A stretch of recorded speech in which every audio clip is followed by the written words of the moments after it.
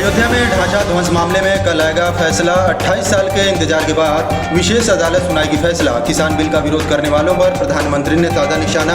विरोध करने वालों की काली कमाई का जरिया खत्म हुआ।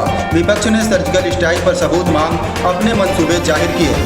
हाथरस में गैंगरेप पीड़िता की मौत। सुबह तड़के 3:30 बजे अस्पताल में हुई मौत। सभी चारों आरोपियों को पुलिस ने किया गिरफ्तार। सुशांत सिंह की तरह एक और एक्टर की मौत। बिहार के रहने वाले एक्टर अक्षत उत्कर्ष का शव मिला। यूपी में 7 विधानसभा सीटों पर उपचुनाव का ऐलान। 3 नवंबर को होगी वोटिंग, 10 को आएंगे नतीजे।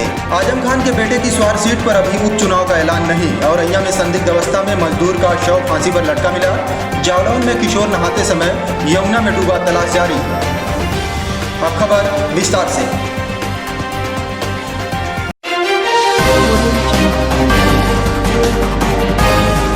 अयोध्या में विवादित ढांचा ध्वंस मामले में 28 साल बाद 30 सितंबर को फैसला आएगा। कोर्ट ने फैसला सुनाते समय आरोपितों को भी उपस्थित रहने के निर्देश दिए हैं।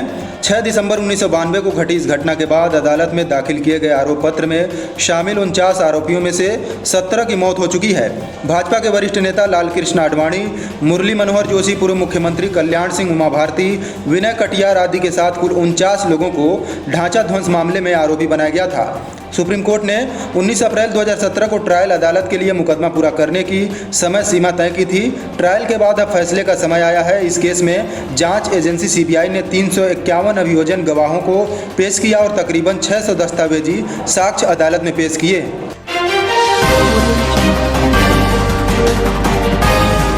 उधर श्री कृष्ण जन्मस्थान मामले में भी दायर याचिका पर बुधवार को सुनवाई होगी। माना जा रहा है कि पहले वादी पक्ष अदालत में अपना तर्क रखेगा। इसके बाद अदालत मामले में आगे की प्रक्रिया तय करेगी।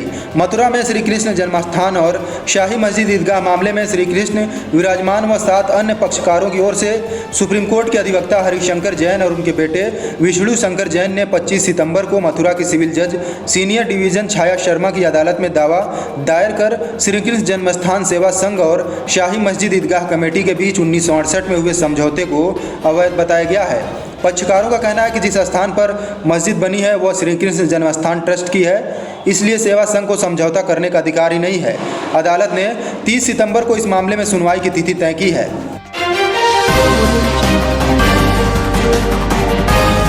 अयोध्या में राम मंदिर निर्माण शुरू होने के साथ मथुरा में श्री कृष्ण जन्मभूमि का मामला भी गरमाने लगा है।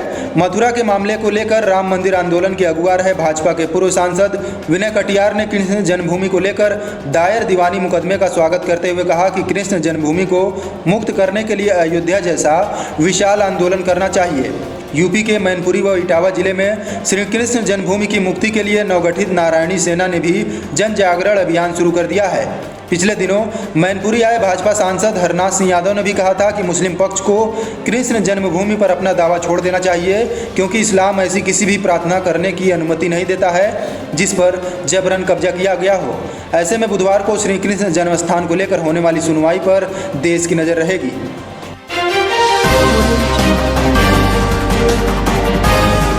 देश के विभिन्न हिस्सों में कृषि बिलों को लेकर हो रहे विरोध प्रदर्शन पर प्रधानमंत्री नरेंद्र मोदी ने विपक्ष पर हमला बोला है। कांग्रेस पर निशाना साधते हुए उन्होंने कहा कि विरोध करने वाले चाहते हैं कि बिचौलियों को फायदा हो। वो कई वर्षों तक कहते रहे हैं कि न्यूनतम समर्थन मूल्य देंगे, पर दे नहीं पाए। प्रधानमंत्री ने कहा कि पिछले हफ्ते खत्म हुए संसद सत्र में किसानों, मजदूरों तथा स्वास्थ्य से जुड़े कई सुधार किए गए।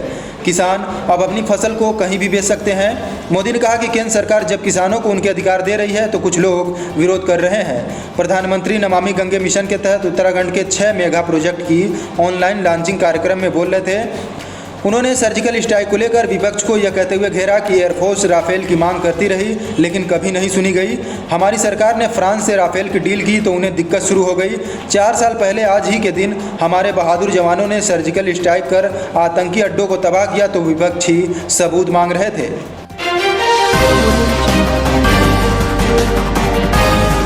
यूपी के हाथरस में गैंगरेप पीड़िता की मंगलवार तड़के 3:30 बजे अस्पताल में मौत हो गई। इस घटना को लेकर सरकार पर विपक्षी दलों ने कानून व्यवस्था बदहाल बताते हुए हमला बोला है। सामूहिक दुष्कर्म की इस घटना को अंजाम देने वाले चारों आरोपियों को गिरफ्तार कर लिया गया है।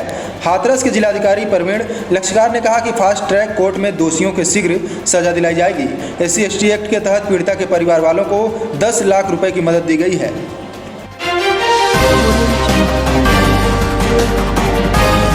निर्वाचन आयोग ने यूपी के 7 विधानसभा सीटों पर उपचुनाव के लिए तारीखों का ऐलान कर दिया है। घोषित कार्यक्रम के अनुसार 3 नवंबर को मतदान होगा, जबकि 10 नवंबर को नतीजे आएंगे। आयोग ने फिलहाल आजम खान के बेटे के अयोग्य घोषित होने से रिक्त स्वार विधानसभा सीट पर उपचुनाव का ऐलान नहीं किया है। सत्ता पक्ष के साथ कांग्रेस व बहुजन समाज पार्टी उपचुनाव को लेकर पिछले काफी समय से रणनीति तैयार करने में जुटी है।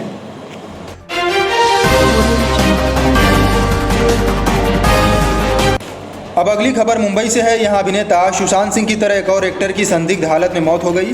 बॉलीवुड के एक्टर अक्षत उत्कर्ष की डेड बॉडी मिली है। बिहार के मुजफ्फरनगर के सिकंदरपुर के रहने वाले एक्टर अक्षत के मामा ने बताया कि रात 9 बजे उनसे बात हुई थी, लेकिन देर रात मौत की खबर आई। उन्होंने मुंबई पुलिस पर भी सहयोग नहीं करने का आरोप लगाया। अभिनेता के परिजनों ने हत्या की आशंका जताई है।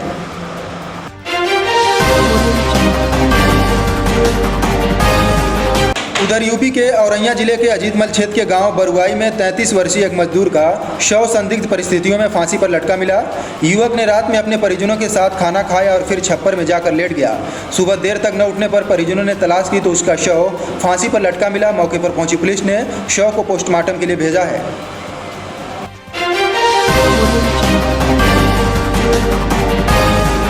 औरैया में हुए दोहरे हत्याकांड के मामले में आरोपी सपा एमएलसी कमलेश पाठक के भाई रामू पाठक की चल अचल संपत्ति कुर्क करने के लिए जिला मजिस्ट्रेट ने आदेश दिए हैं। करोड़ों की बताई जा रही अचल संपत्ति के लिए जहां तहसीलदार को रिसीवर नियुक्त किया गया है, वहीं चल संपत्ति को कस्टडी में लेने के लिए औरैया कोतवाली के निरीक्षक को निर्देश दिए गए हैं। प्रशासन एमएलसी कमलेश पाठक की संपत्ति का भी ब्यौरा जुटा रहा है। बता दें कि औरैया में मंदिर की जमीन पर कब्जे के विवाद में इसी साल 15 मार्च को अधिवक्ता मंजुल चौबे व उनकी बहन की गोली मारकर हत्या कर दी गई थी।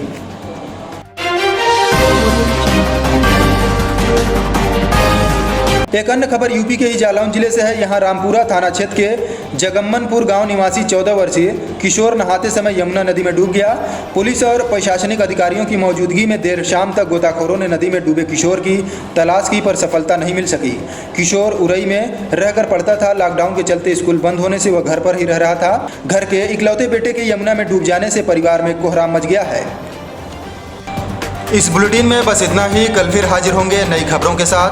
हमारे साथ जुड़े रहने के लिए हमारे फेसबुक पेज को लाइक करें, यूट्यूब चैनल को सब्सक्राइब करें और अधिक खबरों के लिए हमारी वेबसाइट www.tejaskhbar.com पर जाएं।